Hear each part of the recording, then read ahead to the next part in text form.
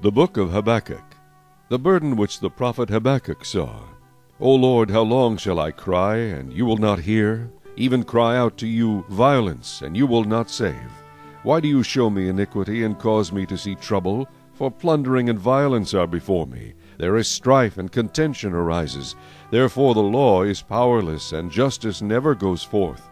For the wicked surround the righteous, therefore perverse judgment proceeds. Look among the nations and watch, be utterly astounded, for I will work a work in your days which you would not believe, though it were told you. For indeed I am raising up the Chaldeans, a bitter and hasty nation, which marches through the breadth of the earth, to possess dwelling places that are not theirs.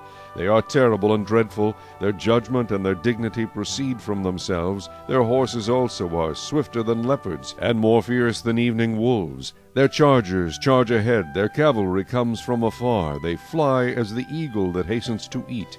They all come for violence, their faces are set like the east wind. They gather captives like sand, they scoff at kings, and princes are scorned by them.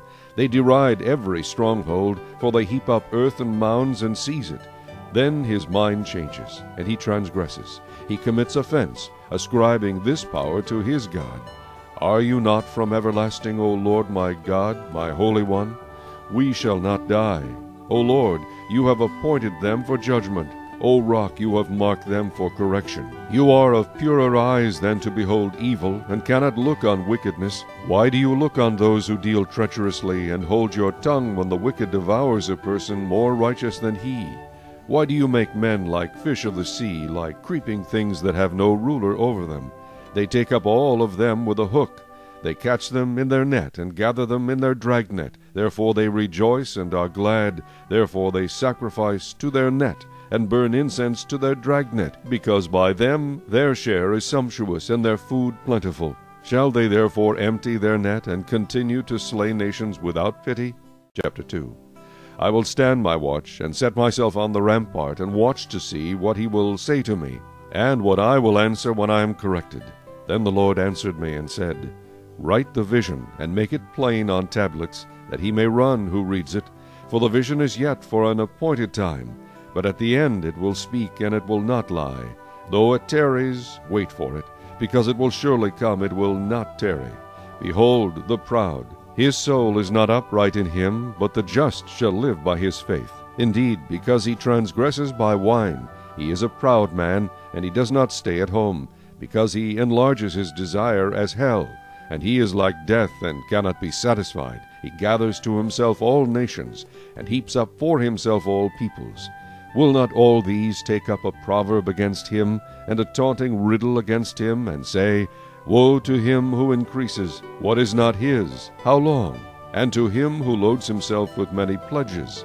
Will not your creditors rise up suddenly? Will they not awaken who oppress you? And you will become their booty, because you have plundered many nations. All the remnant of the people shall plunder you, because of men's blood, and the violence of the land and the city, and of all who dwell in it. Woe to him who covets evil gain for his house, that he may set his nest on high, that he may be delivered from the power of disaster. You give shameful counsel to your house, cutting off many peoples, and sin against your soul. For the stone will cry out from the wall, and the beam from the timbers will answer it. Woe to him who builds a town with bloodshed, who establishes a city by iniquity. Behold, is it not of the Lord of hosts that the peoples labor to feed the fire, and nations weary themselves in vain? For the earth will be filled with the knowledge of the glory of the Lord, as the waters cover the sea. Woe to him who gives drink to his neighbor, pressing him to your bottle, even to make him drunk, that you may look on his nakedness. You are filled with shame instead of glory. You also drink, and be exposed as uncircumcised. The cup of the Lord's right hand will be turned against you, and utter shame will be on your glory. For the violence done to Lebanon will cover you, and the plunder of beasts which made them afraid, because of men's blood, and the violence of the land and the city, and of all who dwell in it. What profit is the image that its maker should carve it, the molded image, a teacher of lies, that the maker of its mold should trust in it, to make mute idols? Woe to him who says to wood, Awake, to silent stone, Arise, it shall teach. Behold, it is overlaid with gold and silver, yet in it there is no breath at all. But the Lord is in his holy temple. Let all the earth keep silence before him. Chapter 3. A prayer of Habakkuk the prophet on Shigionoth. O Lord, I have heard your speech and was afraid. O Lord, revive your work in the midst of the years. In the midst of the years make it known. In wrath remember mercy. God came from Teman, the Holy One from Mount Paran, Selah. His glory covered the heavens, and the earth was full of his praise. His brightness was like the light. He had rays flashing from his hand, and there his power was hidden. Before him went pestilence, and fever followed at his feet. He stood and measured the earth. He looked and startled the nations. And the everlasting mountains were scattered. The perpetual hills bowed. His ways are everlasting. I saw the tents of Cushan in affliction. The curtains of the land of Midian trembled. O Lord, were you displeased with the rivers? Was your anger against the rivers? Was your wrath against the sea, that you rode on your horses, your chariots of salvation? Your bow was made quite ready. Oaths were sworn over your arrows. Selah. You divided the earth with rivers. The mountains saw you and trembled. The overflowing of the water passed by. The deep uttered its voice, and lifted its hands on high. The sun and moon stood still in their habitation. At the light of your arrows they went, at the shining of your glittering spear. You marched through the land in indignation. You trampled the nations in anger. You went forth for the salvation of your people, for salvation with your anointed. You struck the head from the house of the wicked, by laying bare from foundation to neck. Selah. You thrust through with his own arrows the head of his villages. They came out like a whirlwind to scatter me. Their rejoicing was like feasting on the poor in secret. You walked through the sea with your horses, through the heap of great waters.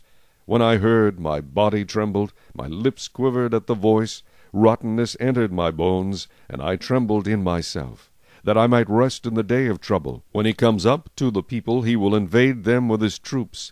Though the fig tree may not blossom, nor fruit be on the vines, though the labor of the olive may fail, and the fields yield no food, though the flock may be cut off from the fold, and there be no herd in the stalls, yet I will rejoice in the Lord. I will joy in the God of my salvation. The Lord God is my strength.